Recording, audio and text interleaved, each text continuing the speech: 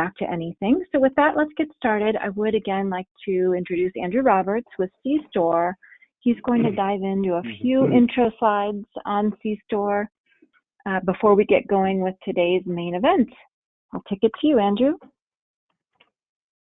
Okay, thanks, Kim, and good afternoon, everybody. Thank you for joining us for this, our third in a series of 5 cybersecurity webinars. And we're working really hard to make sure that these all have an educational focus as we're going through this. I see a lot of people here that have joined us for all 3 so far, so thank you for joining us yet again. And for the folks that are new, maybe you don't know me or cStor. I am Andrew Roberts, the Chief Cybersecurity Strategist here at cStor. cStor is a well-established provider that's been around for almost 20 years, and we're really focused on helping our clients solve their challenges with best-of-breed technologies.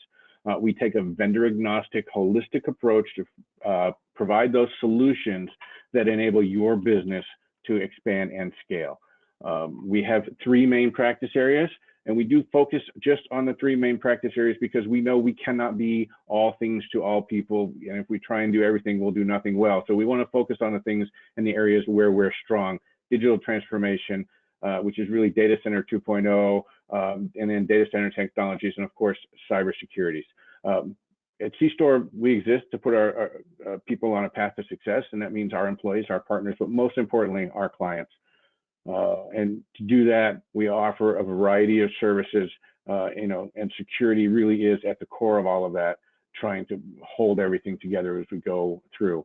Now, today we're going to talk about ransomware recovery. Ransomware gets a lot of press, and a lot of times the focus is mainly on prevention and detection. They get a lot of attention, but really the one thing that makes a big difference between whether someone has to pay a ransom or not is the ability to be able to recover and do so quickly. So today we're going to talk about that and a lot more. So without further ado, let me introduce to you David Siles, the Global Field CTO with Rubrik. David?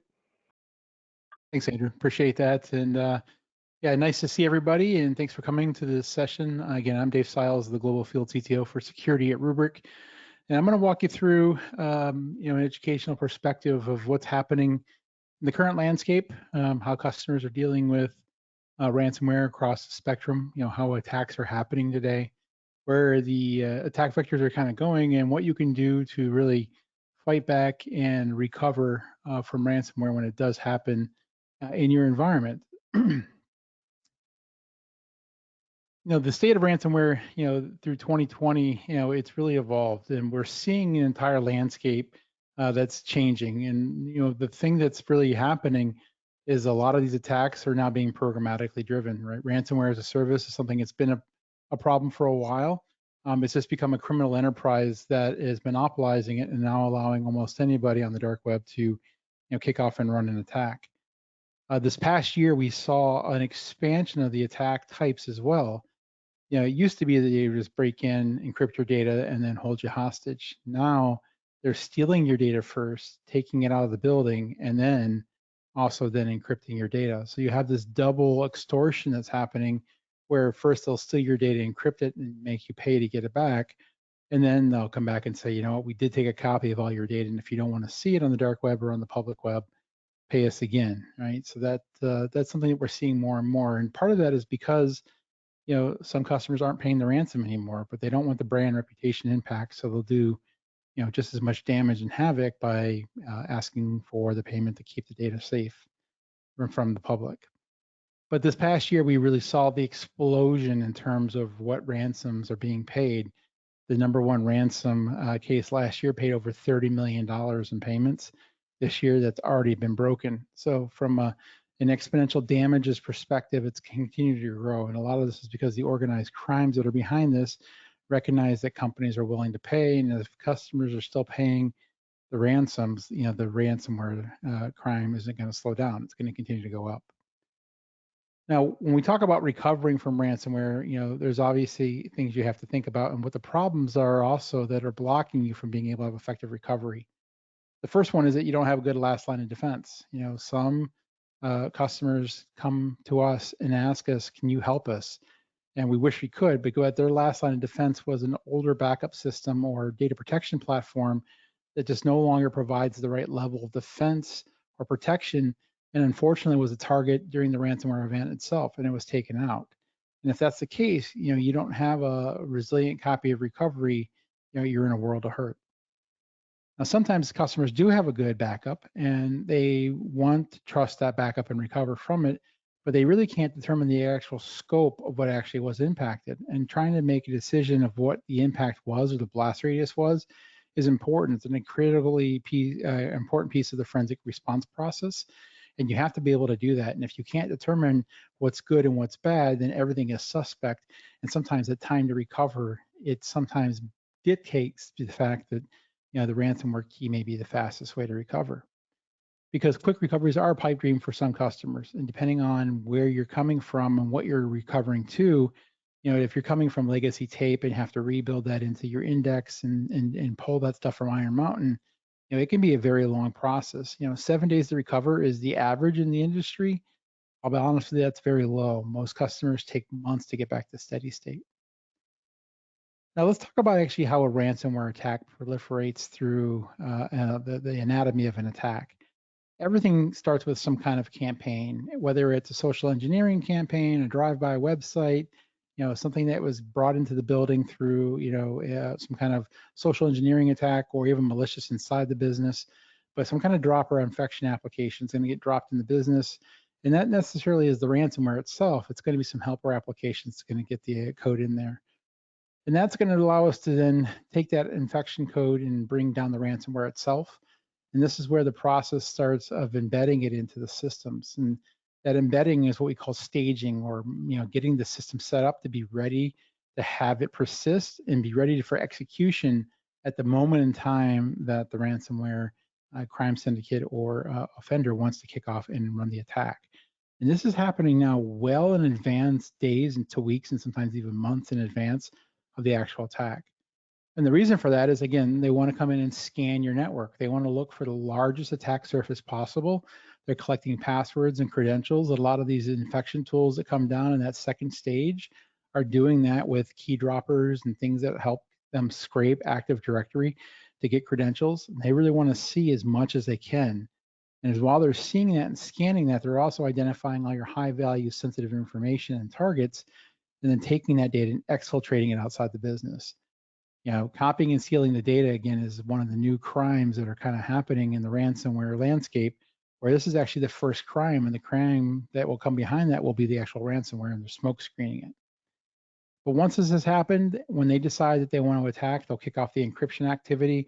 Today's modern processors have an AES offload engine in them, so encryption happens extremely quick and fast, and they'll go across that large target of attack surface that they identified, and then demand the payday, right? The ransom notes generated. This is when typically you have the things on your systems and everybody's shutting things down and trying to figure out the response to how you're going to get back to operational state.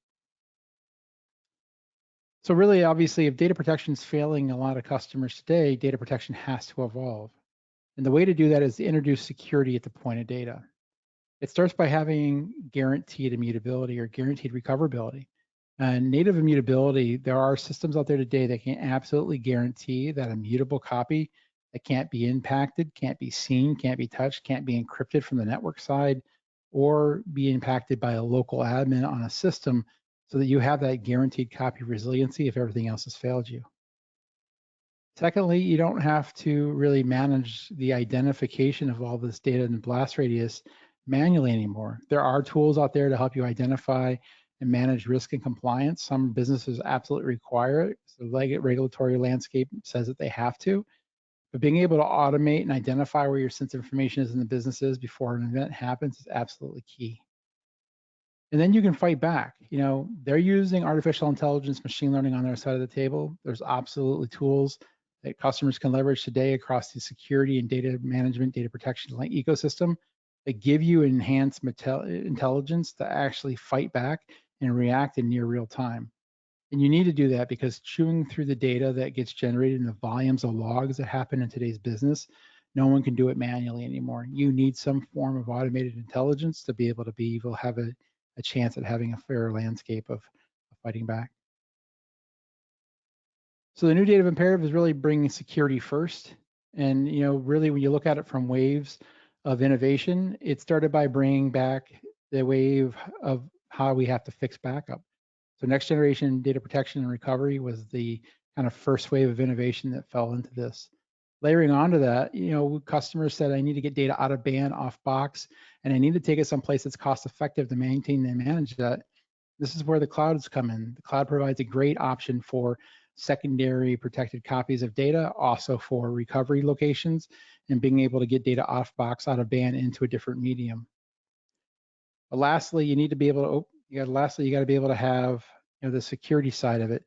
And security at the point of data is absolutely where we're going. This is where we're driving as a company at Rubrik. It's where the industry is going. And what I mean by that is that you have to be able to have defenses at all levels. Most people take and spend their security spend at the edge, the network, the endpoint, sometimes the application. That data layer, though, is a soft, chewy, gooey center that you also have to still protect. And to get that protection now, you really have to think about the layers of protection that you have above it and converge those down and collapse that into the same feature sets at the data layer. So you need cyber resiliency built into your data layer, and it's got to be able to bounce back that attack when it happens. And again, with the problem with recovery, today targets that we back up to, a lot of them use open system protocols, and those open system protocols are things like SMB, NFS, even S3 to some extent. And if you can see it from the network, so can the ransomware. And being able to do that blast radius analysis and understand where that sensitive information is absolutely key.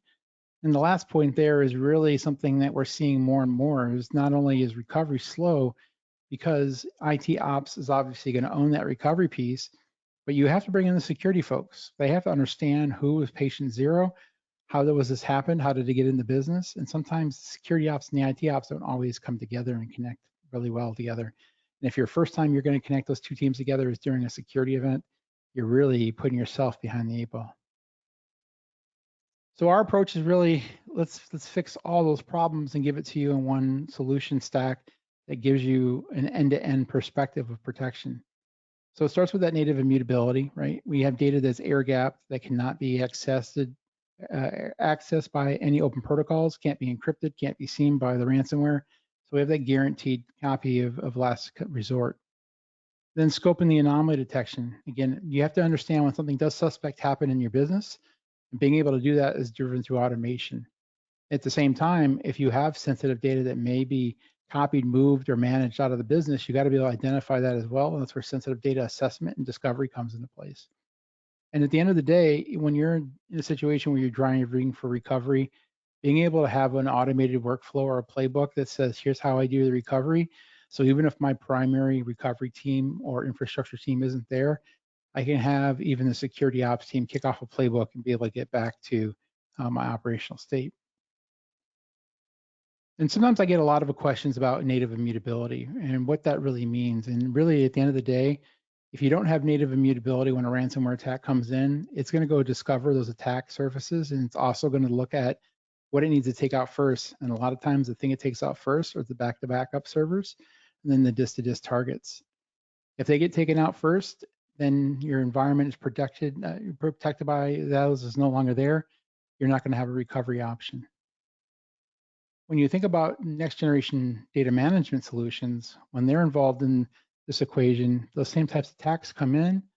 Obviously, they're still going to go out and discover and enumerate the network and things like that. But when they get to that protection layer, they're going to get repelled. They're not going to be able to see, they're not going to be able to mount, or they're not going to be able to attack a data repository. And that guaranteed copy of last resort is something that Rubrik provides.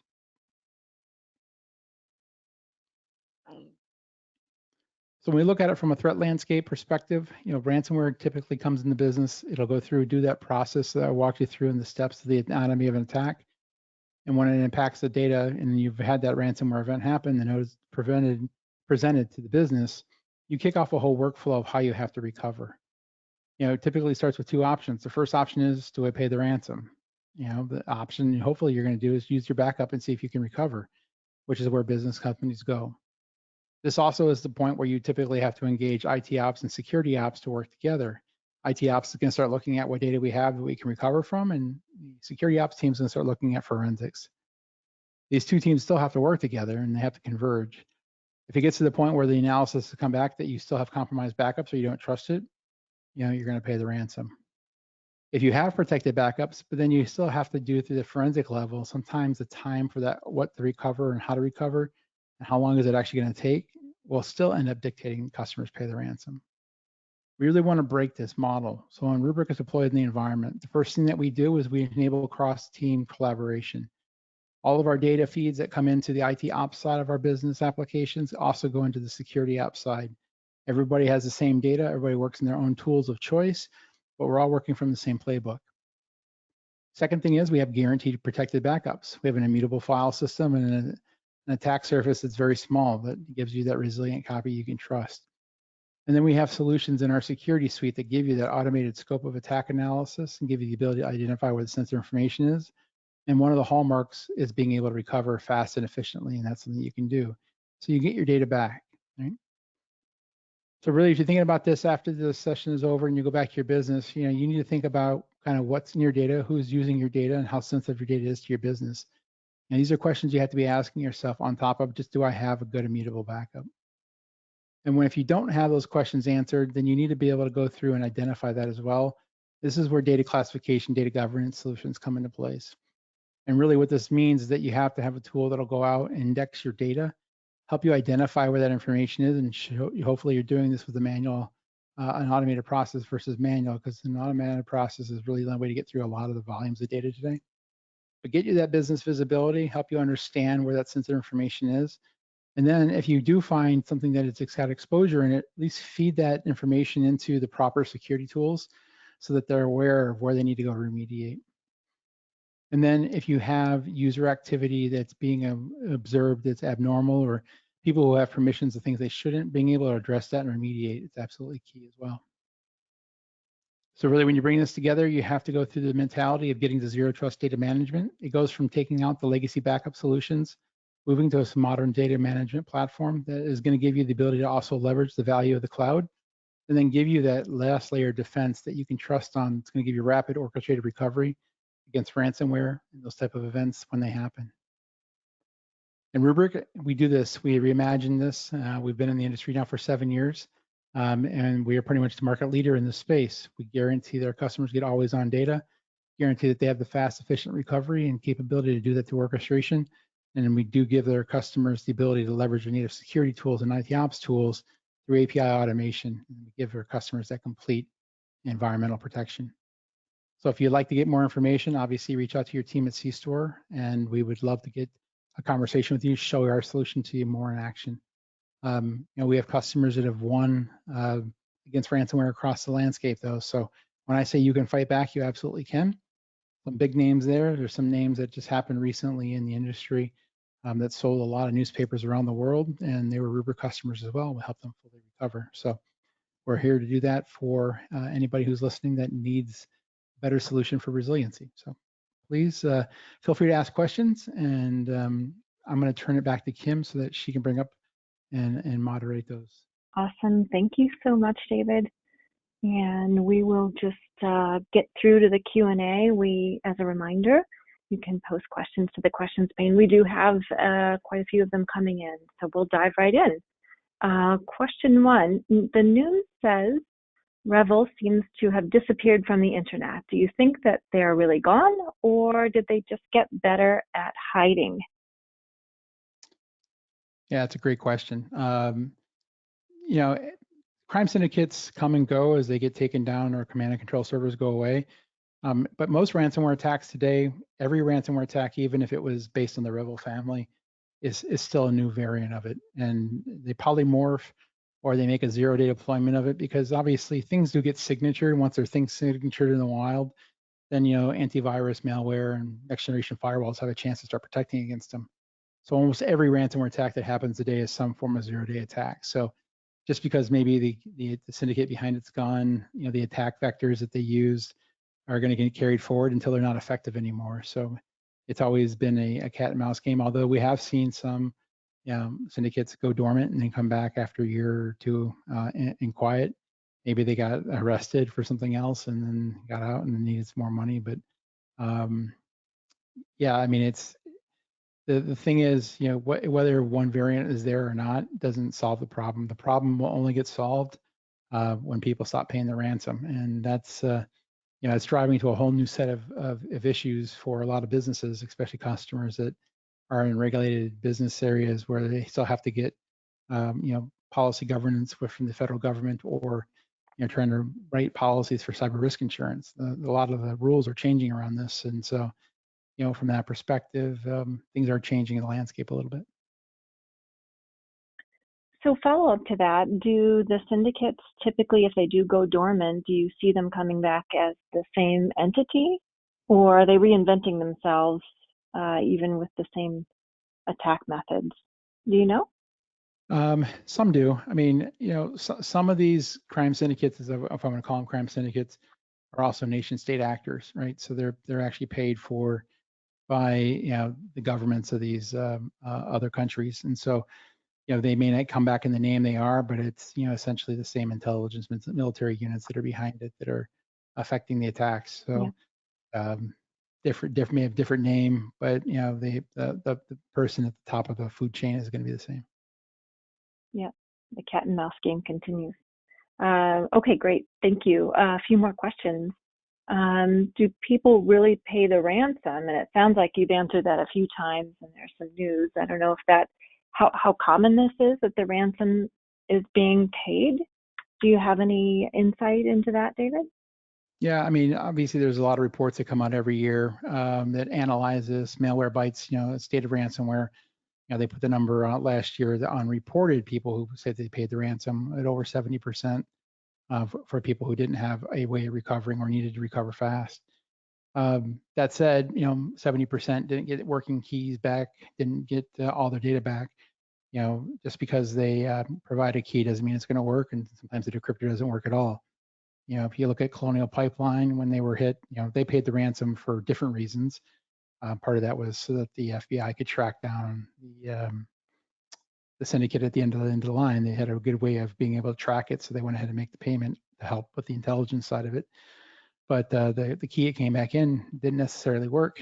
So again, even though you pay, doesn't mean it's going to work. Now, granted, most ransomware, crime syndicates, if you want to call it that, have great help desks and great customer service. If they didn't ever provide a working key, they would put themselves out of business because no one would ever pay. So they do try to make sure what you get is going to come back and work. But customers do things during an event and the response phase where they shut down systems and take things offline. Sometimes breaking even the internet connection will kill the ability for a key decryptor to work because it needs to talk to certain command and control servers. And when you're doing the response to shut things down to mitigate the attack surface or stop data leaving the business, again, you're going to sometimes take away your own recovery avenue. Great, thank you. Next question, this is also a good one.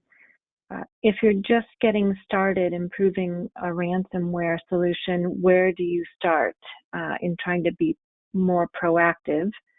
And this is almost a follow-on. What's the most important sort of number one thing we should be doing? Great question. Whoever asked that, that's perfect. Honestly, the very first thing anybody needs to do is, educate your end users. Because again, all those attacks, at the beginning of the anatomy attack I walked you through, they almost all start with some form of social impact, social engineering, or phishing capabilities that take advantage of the human factor. So if you're not training your human firewalls, or if you're not phishing them yourself, you're behind the 8 ball. You need to be doing that. Don't make the users feel bad for clicking on it. Just educate them that this is what it looks like. They're very sophisticated, and help them get through that phase of oh crap, I did this, but help them understand that so that you're training them before it happens in a real event. Next thing you need to do is you need to have a good understanding of your critical assets and, again, your sensitive data.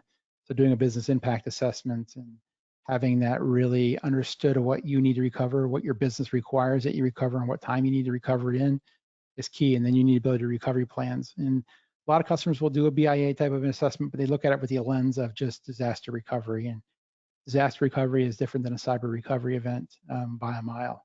So you need to look at it with both lenses, and then you need to war game it, or fire drill it.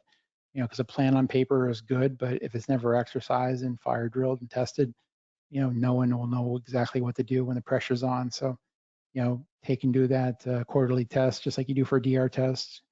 Do your cyber response event testing as well. Excellent, thank you. It looks like we have time for a few more questions, so we'll sneak them in. Next question, my backups are read-only stored in the file system. Is that considered an immutable backup? Well, it depends what your file system is, and just because it's read-only doesn't mean it can't be encrypted. A read-only file on a read-write file system is going to get taken out still, and it happens all the time. Everybody, thinks that read-only is sometimes, the same as immutable. It's not. Immutable means it can't be modified, changed, deleted, or encrypted, right? And so being able to do that, you have to be able to have safeguards around it. Now, data can still be deleted because obviously people have to manage data out, but it needs to be done through a policy governance control engine that takes away the human access factor to it, and you have the ability to let a policy that's dictated with proper controls and secondary authentication controls around that to be able to drive that. So the answer is probably not in that just basic sense of read-only on a file system. Great, thank you. Next question, by doing very targeted restorations, do we risk leaving something malicious in the systems and files that don't get restored? Absolutely. Even our solution, which will help you identify which files were encrypted and which weren't, is only part of the equation, right? Anybody who has a cyber event needs to do the full digital forensics incident response phase. And that involves taking things offline, finding patient zero, finding the attack surface, looking for what accounts were compromised and used, and changing all those service accounts, passwords, and that whole type of process. But then you need to do the forensic level audit at the file system as well, because you got to look and see, again, how those dropper applications got in the system, where they were embedded, how they persisted. And that's a forensics response recovery process that typically is done by a professional services team or a company that specializes in that. You get engaged, obviously, our partner cStor, who has security practice, things along those lines, to come in and do that, because you absolutely need that. And you need to know who you're going to call as part of that response plan well in advance. And, some customers even take, certain companies that do that and specialize that on retainer so that they have them available to activate, so they're not trying to figure out contracts and master service agreements at the 11th hour. Great point. Thank you. Another question. If we can determine that sensitive data was impacted by a ransomware event, will we be able to tell if that data was also stolen in addition to being encrypted by the ransomware? Possibly. If you have the right tools in place, then the answer is yes. If you are not doing identification where the data lives to start with, you won't probably be able to put it together at the edge. So you need defense in depth. Anything in security is always defense in depth. So you need to have a data classification, data sensitive identification process. You need to be able to have data loss prevention, DLP, at the edge. If you're going in archiving or using anything in the cloud or Office 365, Google Drive, things along those lines, having CASB solutions in place to be able to watch that content as it's moving back and forth, and being that access service broker so that you're making sure people are doing it within policy are absolutely key. So if you have the right defense in depth, the answer is probably yes. But you're going to have the kind of scope, and that's where you really want to talk to your trusted advisor and make sure that you have the right solution stack in place that work and interop together at that API level, so that you can have that information sharing to be able to put that kind of piece of audit trail back together. Excellent, thank you so much. That actually concludes the Q&A for today and our main session. So thank you again to David Stiles from Rubrik, and to Andrew, and to everyone for attending. Before we let you go, I do want to just pass it back to Andrew for some closing thoughts and a couple more updates from the cStor side. Andrew? Okay, David, thanks very much for that. I really appreciate you taking the time to share with our audience here today. And to our audience, thank you for hanging out with us once again. Do remember, we've got 2 more of these educational webinars coming up, one on August 11th, talking about security operations centers, and on September 1st, we're going to talk about protecting the email perimeter. So do join us there. You can get more information on those at cStor.com/events.